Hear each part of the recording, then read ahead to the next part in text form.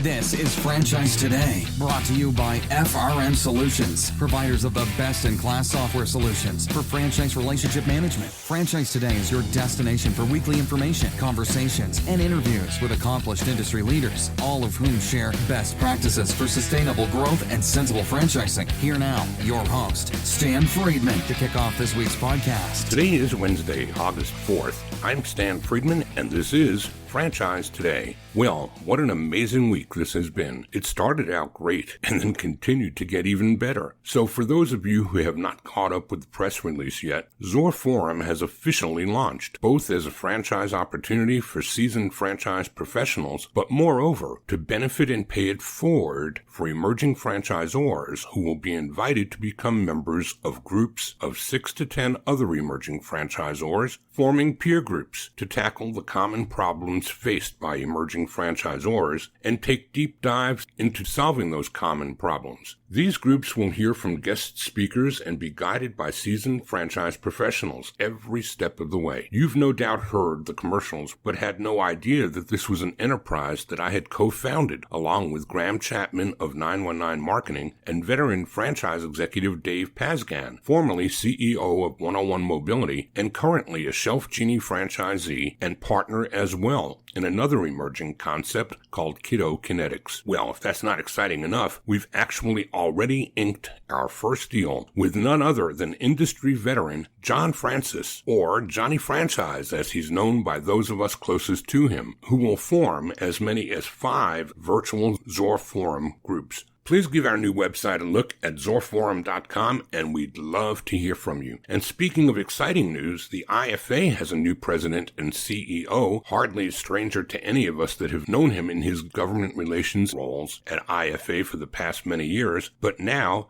Matt Haller has taken the seat at the head of the table, and he'll be here in 2 minutes or less to tell us all about it. Also, stick around following Matt's interview, as I'll share a look ahead to a great slate of guests lined up for the rest of the month and into September. A quick break here, and when I return, I'll be joined by Matt Haller. Franchise Today will be right back, but first, a word from our sponsors.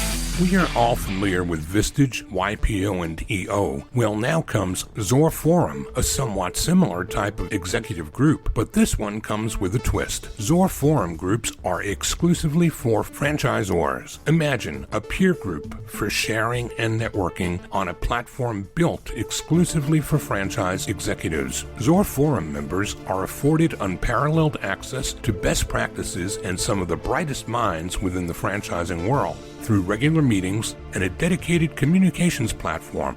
In this post-COVID world, a franchise-specific mastermind or peer group is an endeavor worth making time for. Zor Forum groups of 6 to 10 will bring leaders together that are in similar situations, but with exclusivity in terms of their competitive sets, so that each can openly help others benefit from their respective knowledge, perspective, and experience with no fear of competitive loss. Network, learn, strategize, and remain motivated along your journey.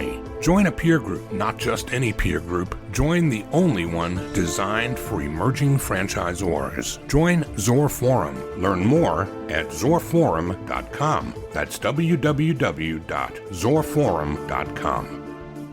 As Senior Vice President of Government Relations and Public Affairs, Matt Haller was already a key member of the IFA's senior management team, leading efforts to protect, promote, and enhance franchising and small business to the media, policymakers, business leaders, and the public. Who better, asked the IFA Board, to assume the role vacated last year by Robert Cresanti? The answer to that speaks for itself. As newly minted President and CEO of the IFA, Matt will be responsible for the overall leadership and management of the association, working closely with the board, committees, and the staff to further develop and implement IFA's strategic vision, policies, and programs to advance our interests and protect and promote our organization's reputation as the preeminent representative of franchising across the country and around the world.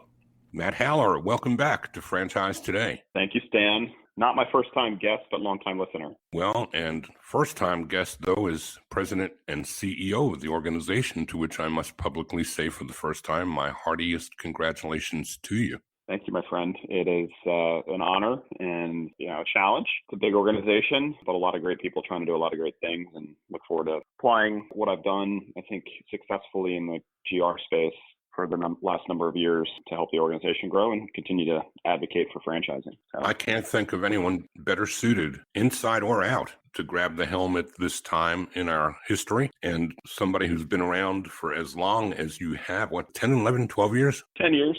10 years all in GR, which is your history. You're going to give us your history because nobody gets to take the seat here at Franchise Today without winding it back for us and helping us understand how and when franchising discovered you. Why don't we start there? Tell us about how you got into franchising and then walk us up from there to today. Sure. So I'd spent a decade or so in my career at a number of other trade associations in and around Washington, D.C. And when Steve Caldera had come to the IFA, was looking to grow in the advocacy communications area, hired me as the director of communications back in 2010, and have taken on a number of different roles in the government relations space, including state government relations, federal, growing out what's now our Franchise Action Network.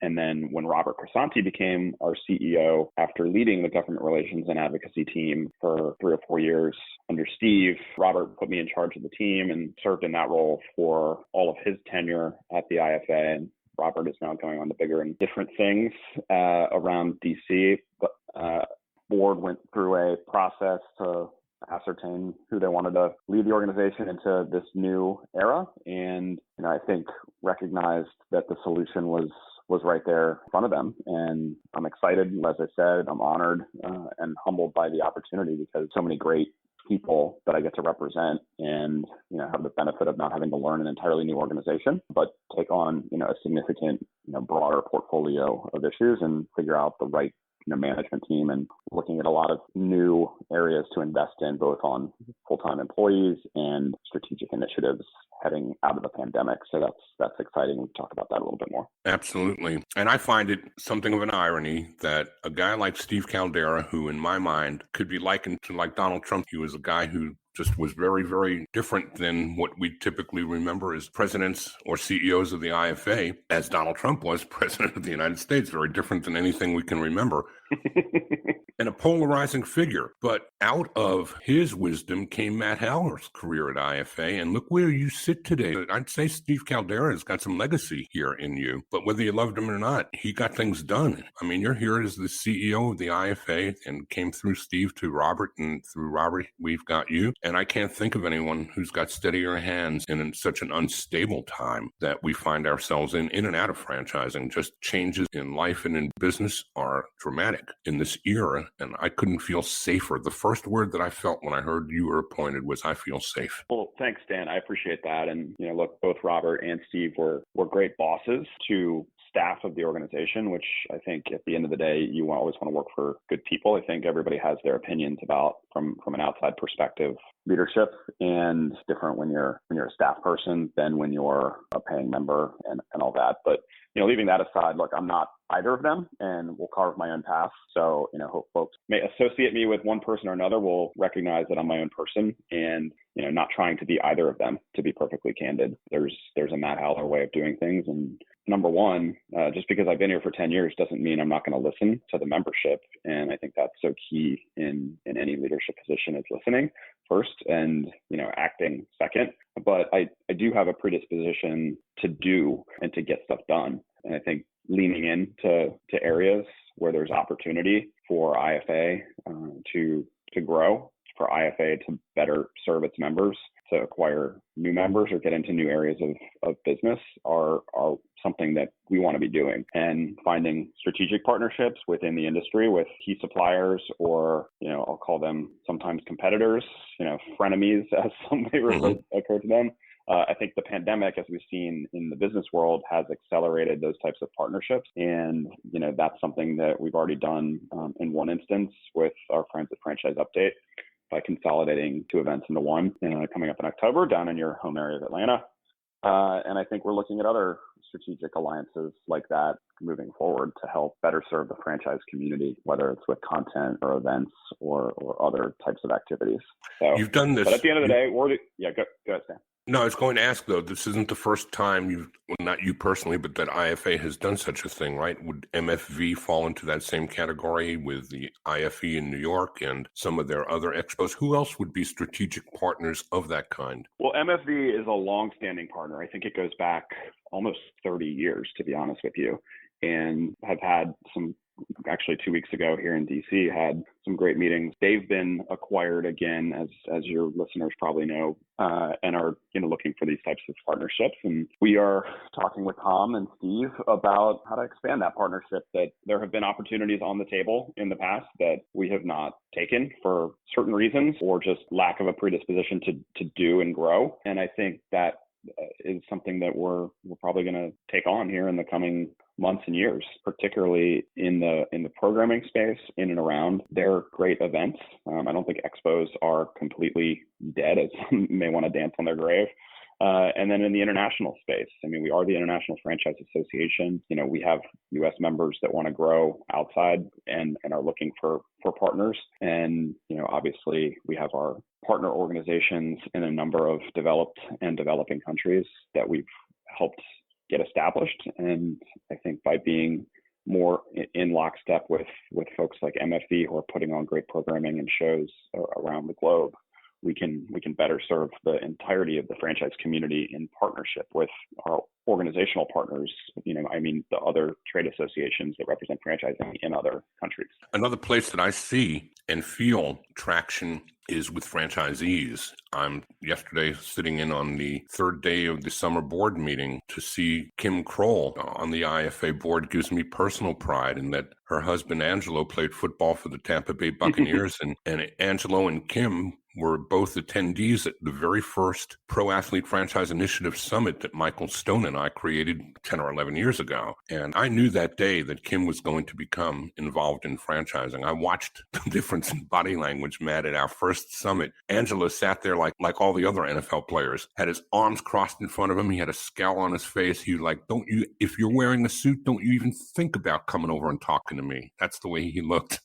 And Kim was sitting there with a yellow pad, filling up pages as quick as she could write. And I looked at Michael Stone and I said, I don't know how he feels about being here today, but let me tell you something. She's going to be involved in franchising. And look at where they are now. What are they, 30, maybe 40 Jersey Mikes? Yeah, Amazing. And I think they got in another brand now. But Kim is an absolute rock star. We're pumped to have her on the board, being an awesome franchisee voice. And she's totally leaned into the IFA in the advocacy space, and, looking to get her more involved in, just being a spokesperson for franchising for different communities that I think that she'll resonate with. But she testified before the Federal Trade Commission at their FTC rule hearing in 2019. She's been, out talking to the press about different issues impacting franchising, and, is involved in some really meaty conversations we were discussing at the board level yesterday regarding brand standards in the IFA membership, which is something we're taking a look at again. And maybe just a minute on that topic, not to get too out in the open on it, but at the end of the day, franchising and the IFA membership, we're only going to be as strong as our lowest common denominator in terms of business practices. And, I think we want to do everything we can to ensure that the brands that we're representing in franchising are upholding the highest standards of business and creating a healthy channel of commerce for existing and prospective franchisees. And if brands are not, we want to create tools and resources through education and other means to up-level them, to get them at a healthy place where they're royalty self-sufficient and growing in an appropriate way.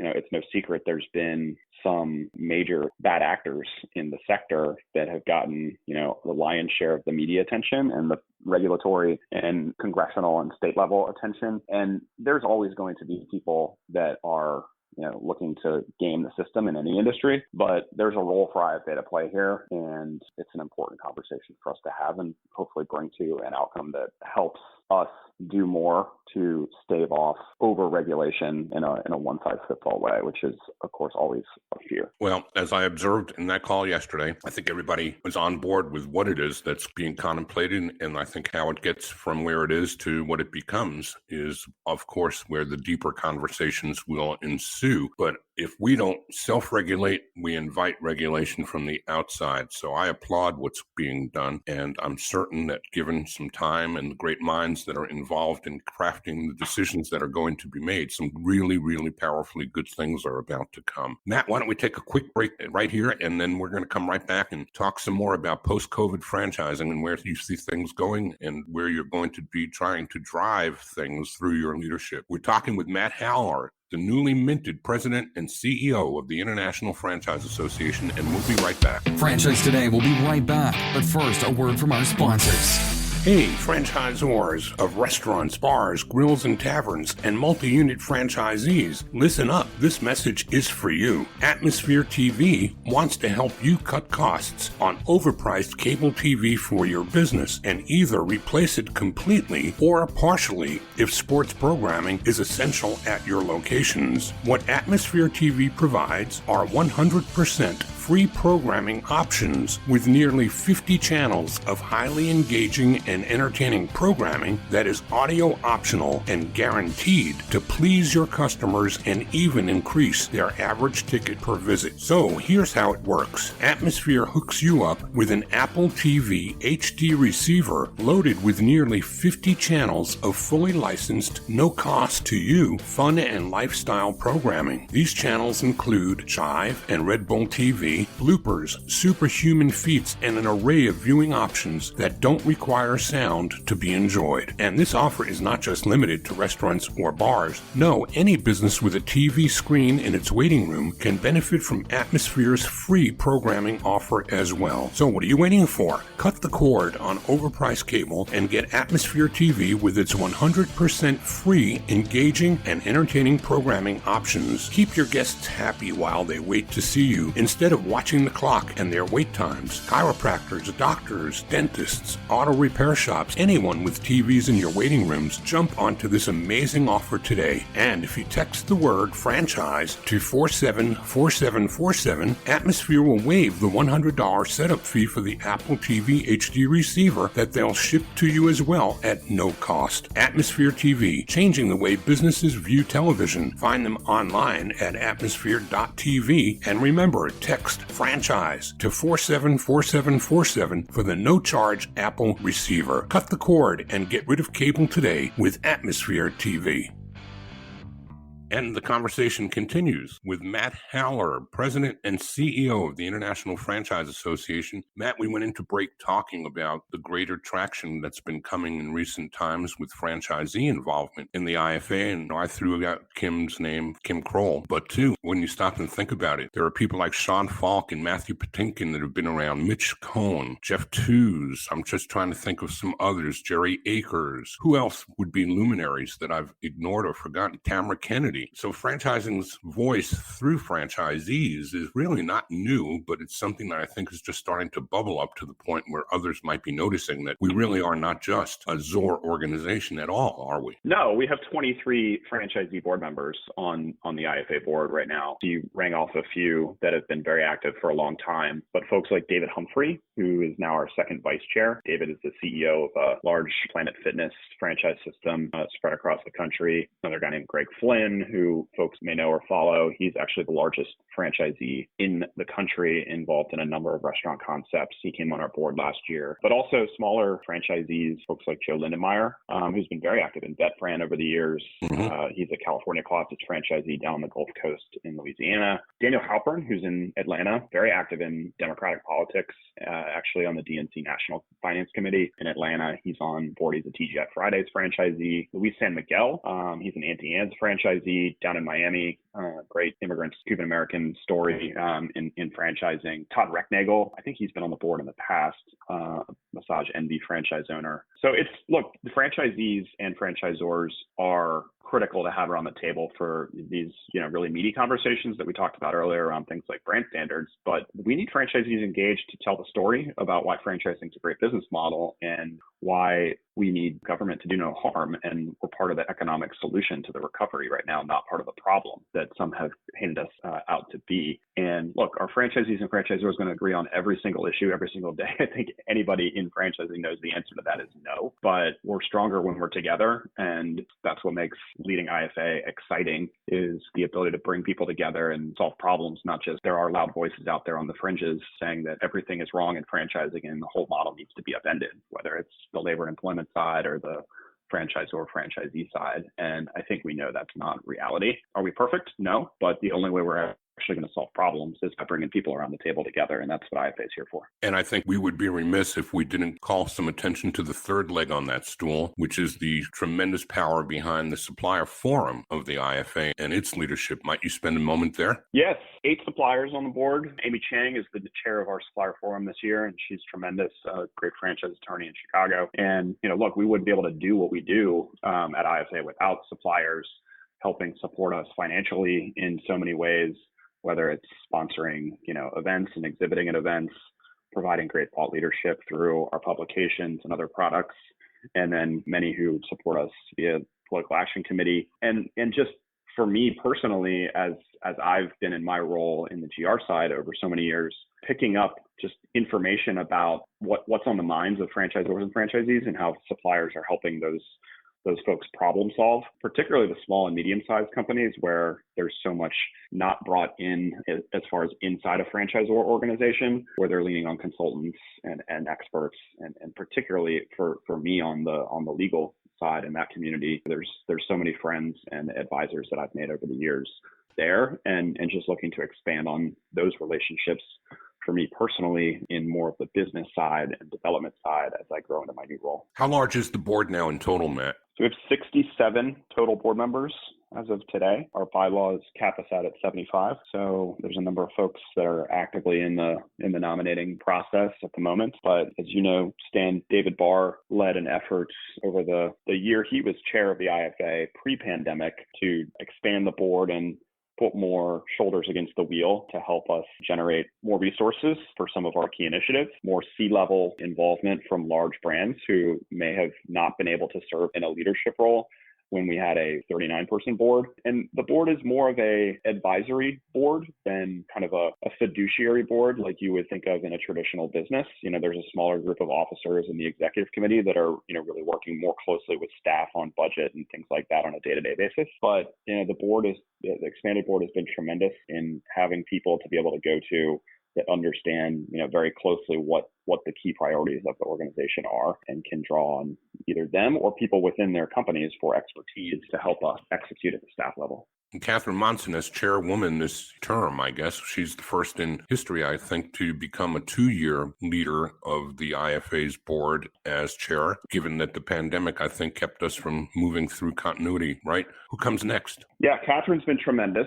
She did get a 2-year term to create some continuity, and I'm thrilled to be working so closely with her. Charlie Chase is next. Charlie is the CEO of First Service Brands, and his portfolio is California Closets, which he's also serving as interim CEO of at the moment, as well as Paul Davis Restoration and Certapro Painters and a number of other service concepts. And Charlie will be a great leader for the IFA board starting next February. David Humphrey, who I just mentioned, one of our franchisee members, was just named IFA's second vice chair a couple of weeks ago. So as folks may have seen, unfortunately, Jerry Crawford passed away a couple of months back. And after some time, we felt the need to identify somebody to elevate to that second vice chair role. And so David has taken on that role. I think anybody who has been around IFA as long as I have has seen many personalities and many people have come and gone in leadership, both from the franchise community side as well as the staff and the executive team of IFA. I can remember no time, though, again, the word safe. I feel safe. Catherine's leadership and steady hands, the passion, I think, that comes with those that go through the chairs, all of us in franchising. You can't be in franchising without being passionate, or you can, but you can't last in franchising without, second to money, you need passion. And I look at the leadership of IFA today, both from the outside in,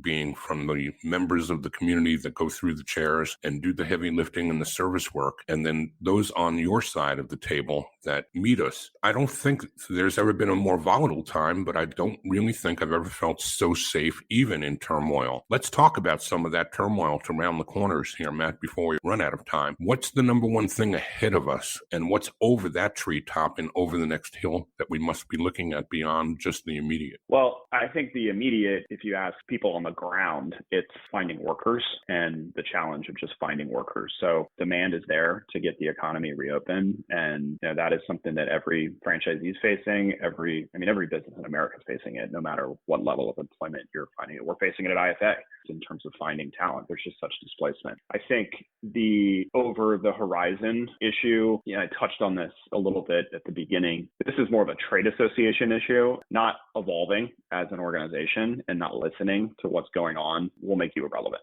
And I think we learned during the pandemic that if we continue to operate the same way to try to service our members in a time where we couldn't do events, we couldn't bring people together the same way as before, but we evolved and innovated and accelerated change to meet people where they were. I think that is something that needed to happen at IFA anyway. And as I look at how other trade associations and other industries have served their members, there's been a lot of that happening in the business side of franchising because we have incredibly gifted entrepreneurs and innovators. And we haven't always applied that to the association. So fortunately, I have the benefit of having a lot of great business people now in the leadership of the IFA that want to innovate and, as I mentioned at the beginning, have a predisposition to do and not maintain the status quo. So you will see changes in the way IFA services its members, the way that our events look. And I think that's exciting and important. So some thoughts there, Stan. What about in your own backyard in the GR government relations arena? What are we facing most immediately and what's behind that? Well, look, the PRO Act is at the federal level. This is the sort of labor wish list bill that would not only upend franchising through things like joint employment, which everyone, in franchising knows now is a major problem, but a whole host of other anti-business things that would just tip the scale towards organized labor by giving away employees' personal information to labor unions without their permission and eliminating right to work laws in 27 states, among a host of other problems. But look, the PRO Act isn't going to go anywhere in Congress unless the filibuster is eliminated. So, we're going to continue to be engaged on the PRO Act and tell senators why it's a bad idea. But I'd rather be the business community than organized labor right now because there's a bipartisan majority of senators that don't think the PRO Act's a good idea. And, short of getting 60 votes, and right now they have 47, that bill's not going anywhere. But I mentioned the filibuster. That's the thing that is looming over every issue that, people in business are concerned about, whether it's the PRO Act or changes to tax policy and a host of other things that are kind of looming out there. So watching that closely is something that we're doing. I don't recommend spending too much time getting into it in the business world because people need to be focused on running their businesses. But I think that is the elephant in the room right now in the policy matrix conversation. And what about at the state level, Matt? What's bubbling up to the top and where? California is a perpetual problem, Dan. So there's been some PRO Act light policies that came up earlier this year in California that we defeated through a coalition that we built with the California Restaurant Association. That's going to come back in January. There's always a few states that are looking at adding franchise relationship bills because they hear from a franchisee or two about particular aggravations that they might have around franchise or business practices. But at the moment, things are relatively quiet. I say that, of course, knocking on wood. But right now on the pure franchise issue front, things are relatively quiet. And I think that's because most franchisees and franchisors are head down trying to get out of the pandemic, figure out how to grow. I think we're seeing a lot of interest in development. We're obviously also seeing a lot of consolidation in both sides, on the ZOR and the Z side. So that's what, the labor shortage issue is probably the number one thing. And hopefully we're not going to see any extension of things like unemployment insurance, the pandemic plus up here in September when that expires. But look, I think the Delta variant is a total wild card right now. We had a webinar with pharma and some medical professionals yesterday that I hosted. And, folks are in the medical community are seeing models that say that we're going to be back at 200,000 cases on September 1st, which is more than we were seeing last November. So if that occurs, we already have seen mask mandates pop up in a number of cities around the country, including Atlanta now. And I don't hear anybody talking about lockdowns again, which nobody wants to go back to. But the more brands and franchisees and the business community can lean into vaccines and talking about the importance of getting vaccinated, because that's our way out of this era, which is going to be a 2-year at minimum challenge for the whole world to get through. And we all want to get back to normal and see our friends and colleagues at IFA convention in San Diego in 2022 and some other events this fall. And we don't want COVID to get in the way of that. Could not agree with you more. Matt, before time takes us out of the game here, there's one place left to kind of check a box on, and that would be to spend some minutes talking about the IFA Foundation and the work that it's doing through diversity, through VetFran and the ICFE program. How about some time there? Thanks, Dan. Yeah. So it's been a big year on the foundation side. I think there's way more to be done than there are hours in the day to do it. On the foundation side, I'll start with VetFran. So next year is going to be the 30th anniversary of VetFran.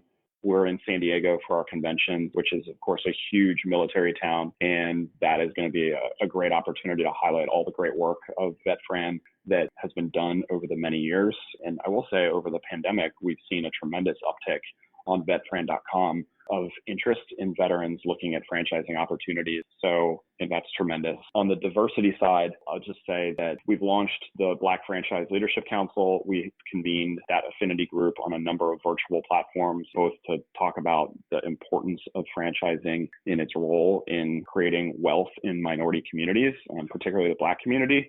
And our partnership with KeyBank, I think, has been important in convening good conversations with access to capital for folks in the minority community who are interested in franchising and the challenges that specifically those communities face sometimes in accessing capital. So we're excited to continue to do that. One other area that kind of bridges between the foundation and the government relations space is really leaning into that from a industry reputation and narrative standpoint. We recently completed a franchise census that we're going to use as the backbone of a robust public awareness campaign starting this fall. And one of the major prongs of that will be the success stories of minority franchise owners to make sure that that narrative resonates with policymakers around the country. And then the last area, of course, on the foundation side is the education area. And ICFE has been going through a lot of work to level up the quality of its programming and its coursework, almost a masterclass style of programming. And that's going to start getting rolled out here in short order to really help the CFE come into the 21st century with the way that it presents information. And also, there's been a great number of new academic institutions that have built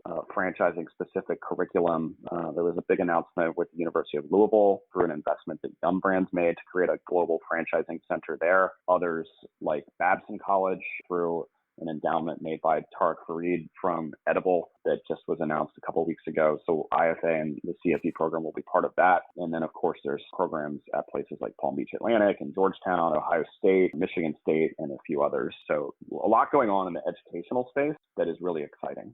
And not to be left behind, I think, too, we need to give a shout out to Paul Pickett and Mark Jameson. You know, when we created the Diversity Institute back in, I think it was 2007, when I was still on minorities and franchising, and we pivoted to become the Diversity Institute with the purposes of embracing more and more people into the franchise community from just not minority communities, but from diverse communities. And the Pride Council's work has been very visible over the last year or two, hasn't it? Yeah, the Pride Council is fantastic. We've done a number of events with members of Congress and with some of our brands. We had a great event with Wendy's and their diversity officer, I think in June, and looking for that to continue. But like I said, we're trying to meet our members where they are, what they're passionate about, and franchising, it literally is the rainbow in terms of what the industry looks like, and we want to reflect that in not just the IFA at the staff level, but the IFA in our programming and our events. And we welcome everybody with open arms and trying to meet them where they are on their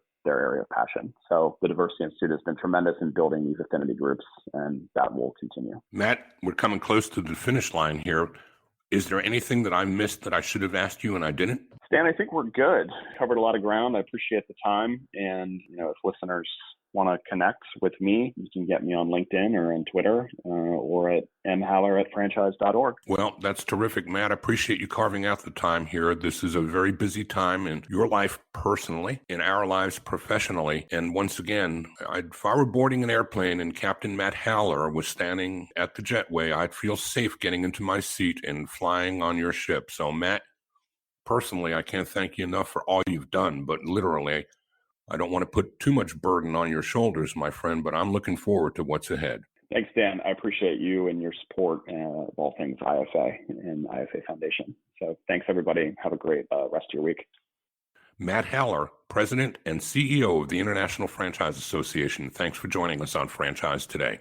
Well, that just about wraps it up for today. Coming up in the weeks ahead, my good friend Jerry Henley, a System and Soul coach and president of Launch to Growth, Peter Holt, CEO of The Joint Chiropractic, and Joe Seavey, vice president of franchise development for Inspire Brands. Next week, I'll open the show with the infamous Wing King, Drew Cerza, founder and promoter of the National Buffalo Wing Festival, who will be here celebrating the news of my induction this year into the National Buffalo Wing Hall of Fame, or as we hot wing aficionados refer to it as the Hall of Flame. I've actually chaired the Hall of Fame induction committee since its inception in 2006, and each year since, I've had the privilege of inducting founders of the Anchor Bar where it all began, Wingstop, my former partners and founders of Wing Zone, and I even inducted Bill Murray into the Hall of Flame back in 2010. In his case, it was for his role in the movie Osmosis Jones, which actually inspired the festival's birth in the first place. But Hall of Flame honors usually go to those who have had influence over the ascent of the chicken wing from the trash can to the center of the plate. Well, this year, the Wing King and my committee, which includes Brian Whitman of Walt Disney fame, Don Esmond, longtime columnist at the Buffalo News, and none other than Scott Lowry, co-founder of Buffalo Wild Wings. All of these guys pulled a sneaky Pete and decided it was my turn to enjoy these honors as well. So next week, when Stacy Peterson, Chief Technology Officer at Wingstop, takes the golden microphone as my interview and guest, the Wing King himself will join us first for a word or two about the Wingfest and the Hall of Flame. Until then, I'm Stan Friedman wishing you the best, the very best of all things franchising, and Franchise Today is out.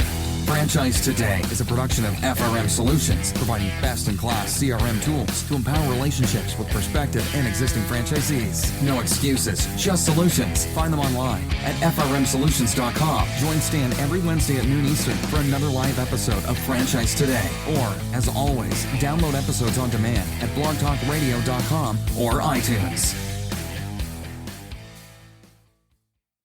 When you're part of a military family, you understand sacrifice and support. At American Public University, we honor your dedication by extending our military tuition savings to your extended family. Parents, spouses, legal partners, siblings, and dependents all qualify for APU's preferred military rate of just $250 per credit hour for undergraduate and master's level programs. American Public University. Value for the whole family. Learn more at apu.apus.edu/military.